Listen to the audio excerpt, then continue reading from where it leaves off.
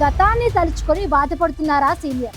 పూలమ్మిన చోటే కట్టెలమ్ముకున్నట్లు ఉందాయన రాజకీయ పయనం. జిల్లా రాజకీయాల్లో ఒకప్పుడు అన్నీ తానే ఒంటి చేత్తో రాజకీయాలు నడిపిన ఆ మాజీ మంత్రి ఎప్పుడైతే కండువా మార్చారో ఆ వైభవం అంతా గతం అయిపోయిందట. కండువా మార్చక ముందు అందరి వాడిలా ఉన్న ఆయన ఇప్పుడు ఒంటరైపోవడంతో ఒకప్పటి రాజకీయ చరిష్మా లేకుండా పోయిందట. జిల్లా రాజకీయం సంగతి దేవుడరుగు. సొంత నియోజకవర్గంలోనే వెంట నడిచేందుకు సొంత క్యాడర్ లేకుండా పోయిందట. ఇంతకీ ఎవరా మాజీ మంత్రి, ఏంటి ఆయన కథ?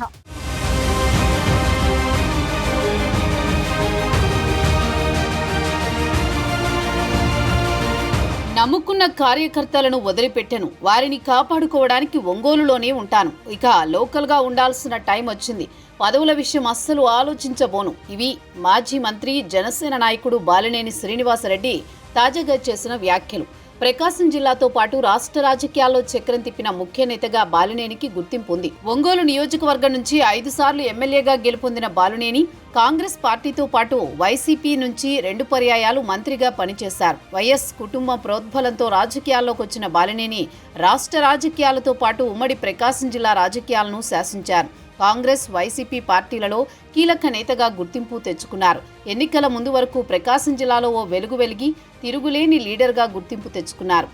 2024 ఎన్నికల్లో ఒంగోలు నుంచి వైసీపీ నుంచి అభ్యర్థిగా పోటీ చేసిన బాలినేని ప్రస్తుత టీడీపీ ఎమ్మెల్యే దామచర్ల జనార్దన్ చేతిలో ఓడిపోయారు. ఈ ఓటమితో ఆయన రాజకీయ జీవితం మారిపోయిందని చెప్పుకోవచ్చు. జిల్లా వైసీపీ పార్టీలో పెద్దన్నగా వ్యవహరించిన బాలినేని ప్రకాశం జిల్లా రాజకీయాల్లో గతంలో తిరుగులేని ఆధిపత్యం చెలాయించారు. అయితే ఓటమి తర్వాత రాజకీయ పరిణామాలతో బాలినేని శ్రీనివాసరెడ్డి ఫ్యాన్ పార్టీని వీడి జనసేనలో చేరిపోయారు. కండువా మార్చిన తర్వాత బాలినేని రాజకీయ జీవితం రివర్స్లో నడుస్తోందని చెప్పుకోవచ్చు. బాలినేని జనసేన పార్టీలోకి రావడాన్ని ఒంగోలు ఎమ్మెల్యే దామచర్ల జనార్దన్తో పాటు జనసేన జిల్లా అధ్యక్షుడిగా ఉన్న రియాజ్ వర్గం తీవ్రంగా వ్యతిరేకించింది.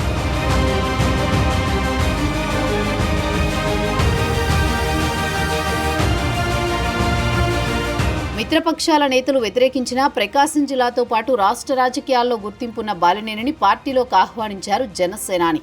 జనసేనలో చేరిన తర్వాత బాలినేనికి పార్టీలో సముచిత స్థానం లభిస్తుందని అంతా భావించారు. జనసేన కోటాలో ఆయనకు ఎమ్మెల్సీ పదవి వస్తుందని పెద్ద ఎత్తున ప్రచారం జరిగింది. ఆయన ఇప్పటిదాకా బాలినేని స్థాయికి తగ్గ పదవిని జనసేన అధిష్టానం ఇవ్వలేదు. ఆ పార్టీ జిల్లా ముఖ్య నేతల్లో ఒకటిగా కూడా ఆయన్ని జనసేన నాయకత్వం చూడడం లేదు. బాలినేనిని ఓ సామాన్య కార్యకర్తగానే జనసేన చూస్తున్నట్లు కనిపిస్తోంది. మరోవైపు జనసేనలో బాలినేని స్థాయికి తగ్గ పదవి ఇవ్వకపోవడంపై ఆయన అనుచరులు అసహనంతో ఉన్నారు. జనసేన పార్టీలో వైసీపీ కంటే ఎక్కువ గుర్తింపు ఉంటుందని ఆశించిన బాలినేనికి ఇవి ఊహించని పరిణామాలే అని చెప్పొచ్చు. బాలినేని జనసేన పార్టీలో చేరిన తర్వాత జిల్లాలో ఆ పార్టీ 2 వర్గాలుగా చీలిపోయింది. దామచర్ల, రియాజ్, కంది రవిశంకర్ ఒక వర్గం అయితే జడ బాలనాగేంద్రం, ఒంగోలు కార్పొరేటర్ రమేష్ బాలినేని వర్గంగా మారిపోయారు. ఒకే పార్టీలో ఉన్న జిల్లా జనసేన అధ్యక్షుడు షేక్ రియాజ్, పార్టీలో కొత్తగా చేరిన బాలినేని మధ్య పచ్చగడ్డి వేస్తే భగ్గుమనేలా రాజకీయాలు నడుస్తున్నాయి.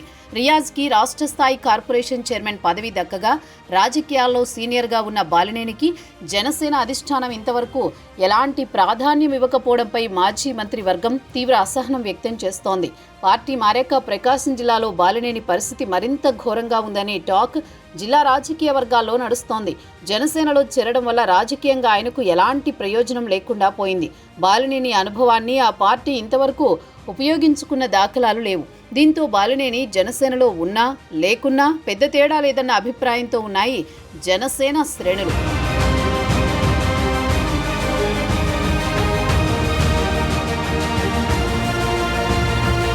జనసేన పార్టీలో చేరిన తర్వాత బాలినేని జిల్లాతో పాటు సొంత నియోజకవర్గం ఒంగోలుకు దూరంగా ఉంటున్నారు. పార్టీ మారిన తర్వాత 2 సార్లు మాత్రమే ఒంగోలుకు వచ్చారు. జనసేనలో బాలినేని చేరిక తర్వాత జిల్లాతో పాటు రాష్ట్రంలో పెద్ద ఎత్తున వైసీపీ నేతలు జనసేనలో చేరతారని ప్రచారం జరిగింది. కానీ అలాంటిదేమీ జరగలేదు.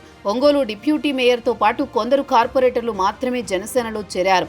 మరోవైపు బాలినేని కూటమి పక్షంగా ఉన్నా టీడీపీ నేతలు సైతం ఆయనపై తీవ్రస్థాయిలో విమర్శలకు దిగుతున్నారు. అధికారంలో ఉన్నప్పుడు అడ్డగోలుగా వ్యవహరించిన బాలినేనికి తగిన శాస్తి జరిగిందంటూ టీడీపీ ఎమ్మెల్యే దామచర్ల జనార్దన్ చేసిన వ్యాఖ్యలు సంచలనంగా మారాయి. బాలినేనిపై వైసీపీతో పాటు కూటమి పార్టీల నేతలు తీవ్రస్థాయిలో విమర్శలు చేస్తున్నా ఖండించేవారు లేకుండా పోయారు. అడపాదడపా బాలినేని వర్గంలోని నేతలు స్పందిస్తున్నా ప్రత్యర్థుల విమర్శలకు మాత్రం ధీటైన సమాధానం ఇవ్వలేకపోతున్నారు.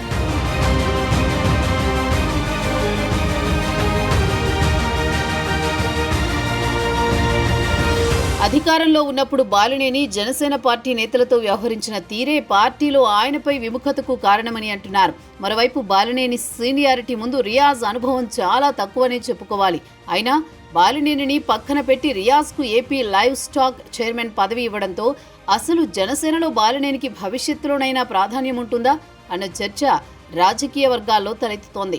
బాలినేని వైసీపీలో ఉంటే ఆయన రాజకీయ జీవితం మరోలా ఉండేదన్న టాక్ ఫ్యాన్ పార్టీ నుంచి వినిపిస్తోంది. తన రాజకీయ ఎదుగుదలకు కారణమైన వైఎస్ కుటుంబాన్ని విమర్శించి జనసేన పార్టీ పంచన చేరడంతో బాలినేని రాజకీయ ప్రస్థానం ముగిసిందని వైసీపీ వర్గాల్లో చర్చ నడుస్తోంది. వైసీపీని వీడి తన రాజకీయ జీవితాన్ని తానే సమాధి చేసుకున్నాడనే టాక్ వైసీపీ నుంచి వినిపిస్తోంది.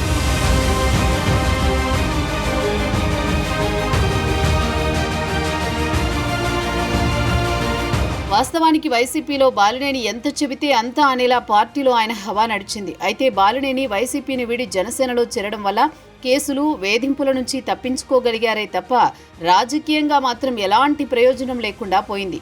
కూటమి పార్టీలో ఉన్న జిల్లాల్లో జరిగే పార్టీ కార్యక్రమాల్లో, ప్రభుత్వ కార్యక్రమాల్లో పాల్గొనలేని పరిస్థితిలో ఉన్నారు బాలినేని. టీడీపీ ఎమ్మెల్యే దామచర్లతో ఉన్న వైరంతో ఆయనతో కలిసి ముందుకు వెళ్లే పరిస్థితి లేదు.